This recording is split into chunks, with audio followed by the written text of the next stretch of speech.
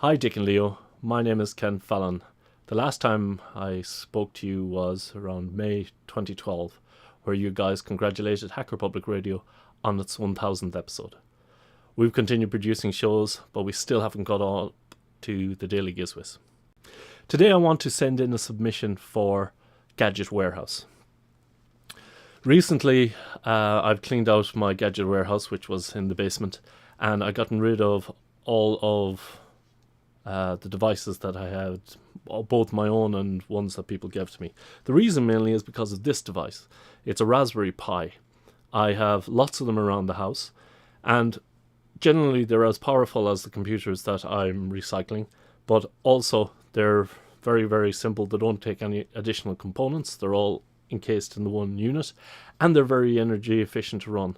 So it simply doesn't make sense to resurrect old PCs and reuse them again. When I was bringing all these devices down to the recycling center, there was one or two things that I just couldn't throw away. The first one was this. It's a floppy disk adapter for taking a memory card from a Fujitsu camera. That's a whopping 2 megabytes. Alas, the camera is no longer with us, but this worked very, very well. Long after the camera had gone, I used this device in order to increase the amount of size that I could put onto a single floppy disk. Strangely enough, most of the computers had no problem reading over the 1.44 megabyte size of a traditional floppy disk. But the device that I really want to share with you today is this. You can kind of guess what it is.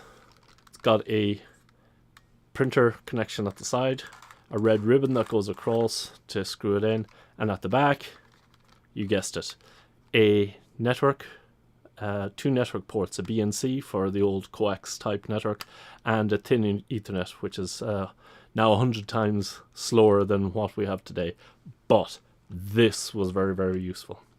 It came with its own cable and an additional wall socket, but I always used this cable, which would connect into a PS2 port. And for those new people among you, a PS2 port was a dedicated port for putting in a mouse and a keyboard. So you would unplug your keyboard, plug this guy in, and plug the keyboard into the back of this guy, and that would drive enough power, and you'd have 2 LEDs, a green and a red, and you'd know with the green one flashing if there was data going through. The reason this was so useful, the model number is Xircom PE 3-10BC. And the reason they were so useful was, back in the day, computers didn't come with network cards. So we used to add network cards to the computers. And it was always a struggle getting the dip switches to get the correct interrupt in MS-DOS in order to load the drivers so that it communicate with the hardware so that you could get on the network to download all the other applications that we had. As time went on, they stopped using dip switches and jumpers and went to using small MS-DOS utilities. Now, the problem with these ones was that every network card had its different little program that you needed to have to configure the network card. So in order to configure the those were of course all kept on the network for us, but they mounted to a big stack of floppy disks.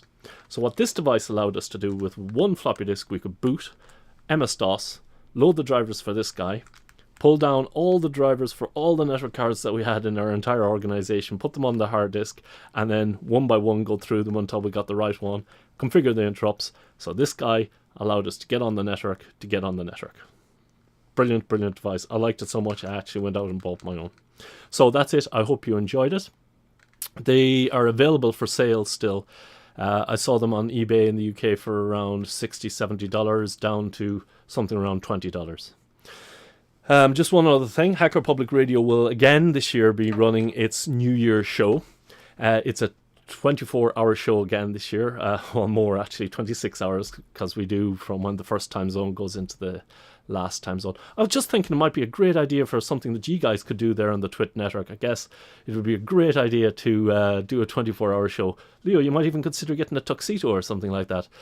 Anyway, good luck with your guys' 24-hour show, and we'll probably call in just to say hello during it. Anyway, that's it. Thanks for listening to my show. Bye.